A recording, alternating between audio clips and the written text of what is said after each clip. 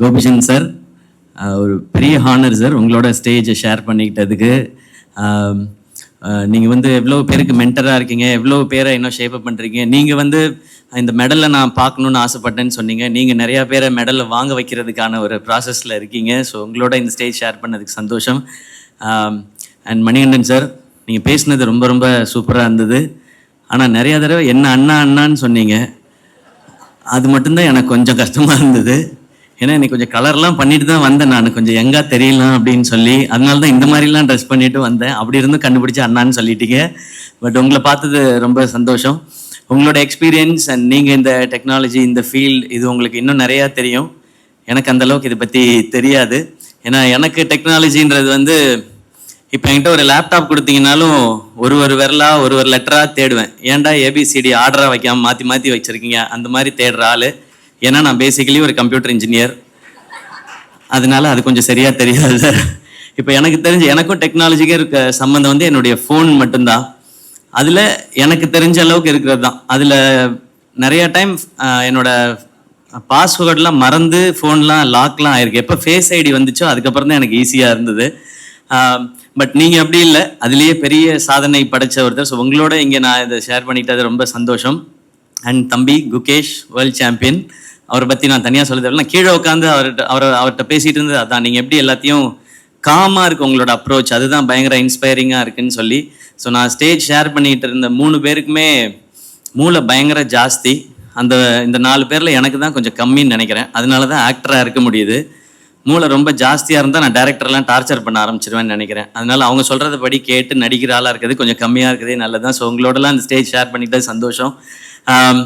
Family, நான் எப்போவுமே என்னுடைய ஃபேன்ஸான என் பிரதர்ஸ் அண்ட் சிஸ்டர்ஸ்ன்னு சொல்லுவேன். ஏன்னா அவங்கள வந்து ஒரு ஃபேமிலியாக பார்க்குறேன். எனக்கு இந்த ஃபேமிலின்னு கேட்கும்போது ஃபேமிலி அப்படின்றது தான் எனக்கு சவுண்ட் ஆகுது. ஸோ அப்படி ஒரு பேரை அழகாக சூஸ் பண்ணியிருக்கிறாங்க. அண்ட் இவங்க சொன்ன ஐடியா என்னென்னா, நிறைய நெகட்டிவிட்டிஸ் இன்னைக்கு இருக்கிற காலகட்டத்தில் அதெல்லாம் ஃபில்டர் பண்ணி ரொம்ப பாசிட்டிவான என்கேஜ்மெண்ட் ஃபேன்ஸ்குள்ளே இருக்கணும். அண்ட் ஃபேன்ஸ்க்கும் அவங்களோட ஐடலுக்கும் இருக்கணுன்றதே வந்து ரொம்ப நல்ல தாட்டாக இருந்தது.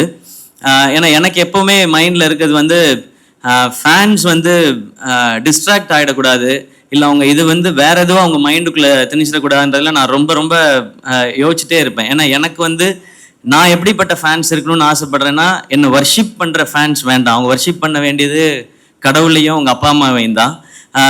என் கூட ஃப்ரெண்ட்லியாக பேசுகிற, இல்லை ஒரு அண்ணன் தம்பி மாதிரி இருக்கிற, அப்படி பழகிற ஒரு ஃபேன்ஸ் தான் இருக்கணும்னு தான் நான் ஆசைப்படுறேன். அதனால தான் எப்போவுமே நான் பிரதர்ஸ் அண்ட் சிஸ்டர்ஸ்ன்னு சொல்லிகிட்டே இருக்கேன்.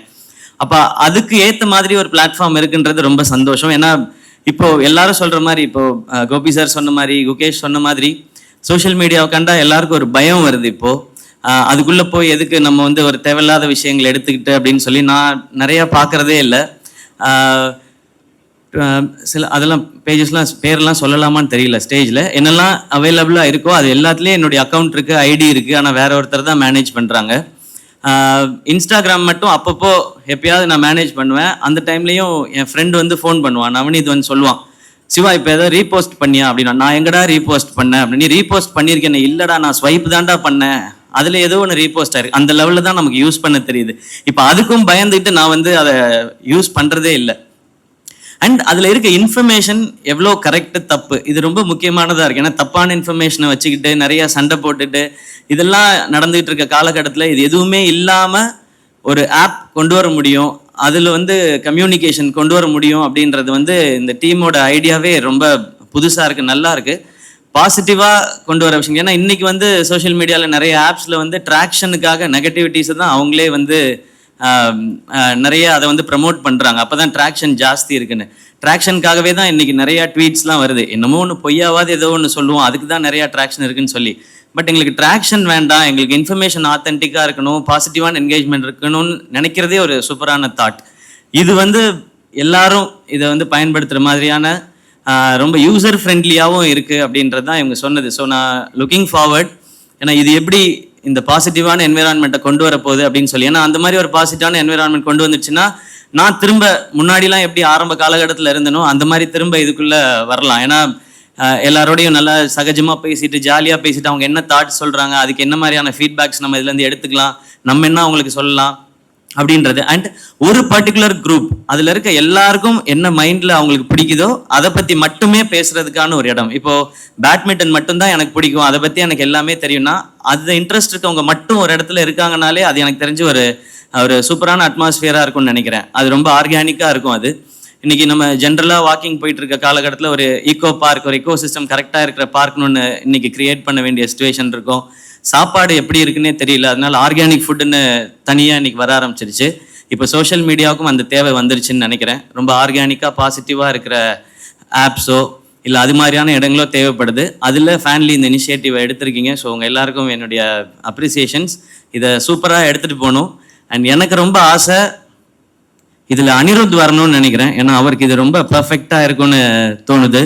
உலகம் ஃபுல்லாக நான் அவர்கிட்ட போய் சொல்லணும்னு இருக்கேன். நீங்கள் பாருங்கள், இப்படி ஒரு ஆப் வந்திருக்கு, உங்களுக்கு உங்கள் ஃபேன்ஸுக்கு வந்து இது சூப்பராக இருக்குன்னு சொல்லி. எப்படியும் இந்த வீடியோ பார்த்துட்டு அவர் ஃப்ரீ டைம்லலாம் யூடியூப்பில் ஏதாவது வீடியோ பார்த்து அவர் சொல்லுவார். அவர் இதை கண்டிப்பாக பார்த்துருவார்.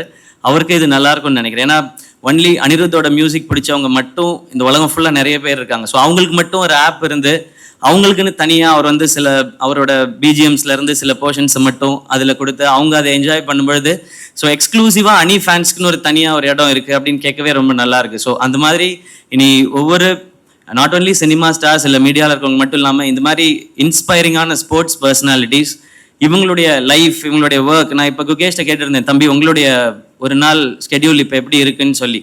ஸோ இது நிறைய பேருக்கு யூஸ்ஃபுல்லாக இருக்கலாம், அவர் எப்படி டைம் மேனேஜ் பண்ணுறாரு அப்படின்றது. ஸோ இன்னும் இது பர்சனலாக இருக்க போது ஹோப் இது ரொம்ப ரொம்ப பாசிட்டிவான ஒரு என்விரான்மெண்ட்டை க்ரியேட் பண்ணட்டும்.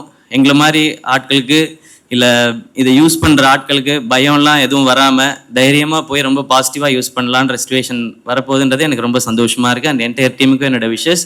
அண்ட் இது இன்னும் பெருசாக ரொம்ப சக்ஸஸ்ஃபுல்லாக இருக்கட்டும். அண்ட் தேங்க்யூ என்னை இன்வைட் பண்ணதுக்கு. அண்ட் இவங்களோடலாம் சேர்த்து என்னை ஸ்டேஜில் உட்கார வச்சதுக்கு ரொம்ப ரொம்ப நன்றி. Thank you and love you all.